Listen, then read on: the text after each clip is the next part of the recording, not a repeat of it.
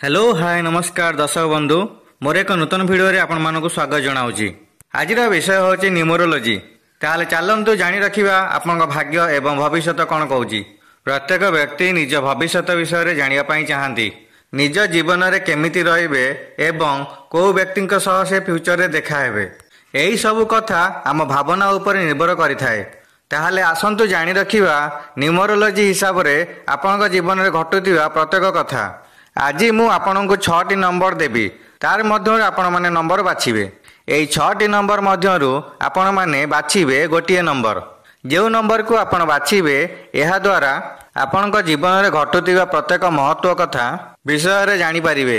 एबे आपण माने देखि पारुथिबे आपणक मोबाइल स्क्रीन उपरे 1 रु 6 नंबर जाय नंबर अछि। एई 6टी नंबर मध्यरु आपण माने गोटिए नंबर बाछंतु। जदि आपण 1 नंबर बाछिचंती ताहाले आपण जने स्वाधीन प्रिय व्यक्ति अटंती। आपण कहा अंडर रे काम करिया पई पसंद करंती नाही। आपण निज मन एवं विवेक को नहीं कार्य करिया पई पसंद करिथांती। आपणक जीवनर प्रत्येक निष्पत्ति आपण माने बहुत भाबी चिंती निष्पत्ति नहीं थांती। किंतु बेले बेले आपण माने तरबर रे बड़ निष्पत्ति नेबा आगरु बहुत चिंतारे पड़ी थांती। लोक माने आपणक आड़को बहुत आकर्षित होई थांती। एहा द्वारा आपण माने जहाको पसंद करि थांती सी भी आपणक आड़को बहुत आकर्षित होई थांती। निज जीवन रे आपण माने राजा परि जीवन जीवा पई पसंद करि थांती। एथि पई आपण माने बहुत परिश्रम करिबा को पसंद करि थांती एवं अन्य को सहाय्य करिया पई आपण माने बहुत आग्रही होई थांती। जदि आपण माने 2 नंबर बाछुचंती आपण माने सबुबेले निजर भावना रे सबुबेले बुड़ी रही थांती। जेउ माने निजर दुनिया रे रहबा पई बहुत पसंद करि थांती। आपण आपणक पाखापाखी थिबा लोकमानक सह बेसी मिसिया पई कि तांको कथा रे मन न दवा पई बेसी पसंद करि न थांती। आपण निज कथा को गुरुत्व दियंती एवं आपण निज कथा ही मतलब रखंती। अन्य को नीचा देखाइबा आपणकर पसंद नुहे। कहारी विषय रे खराब कहवा आपण पसंद करती नहीं। आपणकर मन सबुठु बड़ होइथाए। एथिपाई आपण माने अन्य को सहाय्य करिया पई सर्वप्रथम बाहरी थांती।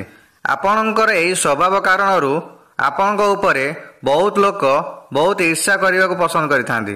किंतु आपण आपणक मनरू बहुत सफा होइथांती। आउ लोक मानक उपरे आपण केबे ईर्ष्या प्रकाश करती नहीं। आपण माने बहुत बुद्धिमान होइथांती।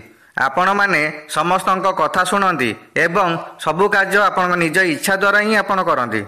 जदि आपण 3 नंबर बाछुचंती आपणक मन सर्वदा सफा होइथाए। सर्वदा 2टी काम को पसंद करती नहीं।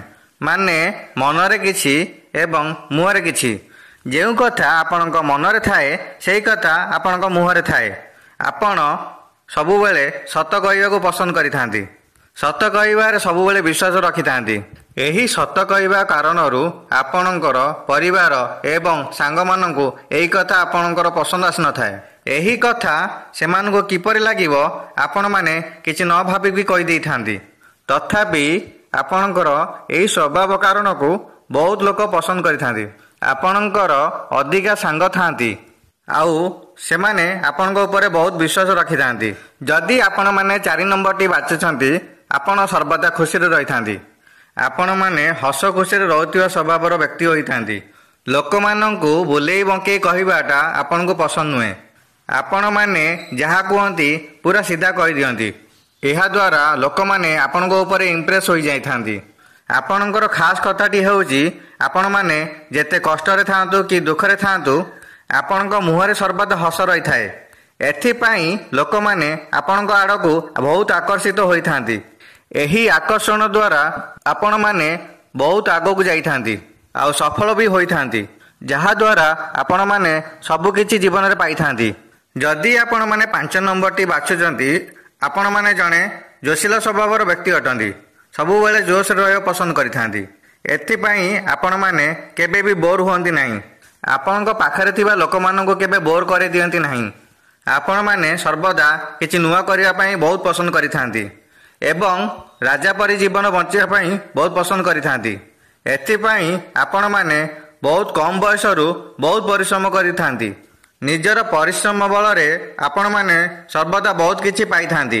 ଯଦି ଆପଣମାନେ 6 ନମ୍ବରଟି ବାଛୁଛନ୍ତି, ଆପଣ ଜଣେ ବୁଦ୍ଧିମାନ ବ୍ୟକ୍ତି ଅଟନ୍ତି। ଆପଣଙ୍କ ଜୀବନରେ ଯେକୌଣସି ପରିସ୍ଥିତି ଆସିଲେ ବି ଆପଣ କେବେ ଡରନ୍ତି ନାହିଁ। ଆପଣ ନିଜ ପରିବାର ଲୋକଙ୍କୁ ବହୁତ ଭଲ ପାଇଥାନ୍ତି। ନିଜ ପରିବାରର ଖୁସି ପାଇଁ ଆପଣମାନେ ବହୁତ କିଛି କରିଥାନ୍ତି। ଏଥିପାଇଁ ଆପଣଙ୍କ ପରିବାର ଲୋକମାନେ ଆପଣଙ୍କ ଉପରେ ସର୍ବଦା ଖୁସିରେ ରହିଥାନ୍ତି, ଯାହାଦ୍ୱାରା ଆପଣମାନେ ଆପଣଙ୍କ ଜୀବନରେ ବହୁତ ଉନ୍ନତି କରିଥାନ୍ତି ଏବଂ ଆପଣମାନେ ସର୍ବଦା ସବୁ କାର୍ଯ୍ୟରେ ସକ୍ସେସ୍ ହୁଅନ୍ତି। ଦର୍ଶକ ବନ୍ଧୁ, ଯଦି ଆପଣମାନେ ଆମ ଭିଡ଼ିଓଟିକୁ ପ୍ରଥମ ଥର ଦେଖୁଛନ୍ତି, ଆପଣମାନେ ଆମ ଚ୍ୟାନେଲକୁ ଲାଇକ୍ କରନ୍ତୁ, ସେୟାର କରନ୍ତୁ, ସବସ୍କ୍ରାଇବ୍ କରନ୍ତୁ, ପାଖରେ ଥିବା ବେଲ୍ ଆଇକନ୍ଟିକୁ ଦବାଇ ଦିଅନ୍ତୁ, ଯାହାଦ୍ୱାରା ଭିଡ଼ିଓର ନୋଟିଫିକେସନ୍ଟି ଆପଣଙ୍କ ପାଖକୁ ପହଞ୍ଚିଯିବ। ଏତିକି କହି ମୁଁ ବକ୍ତବ୍ୟ ଶେଷ କରୁଛି। ଜୟ ଜଗନ୍ନାଥ, ନମସ୍କାର।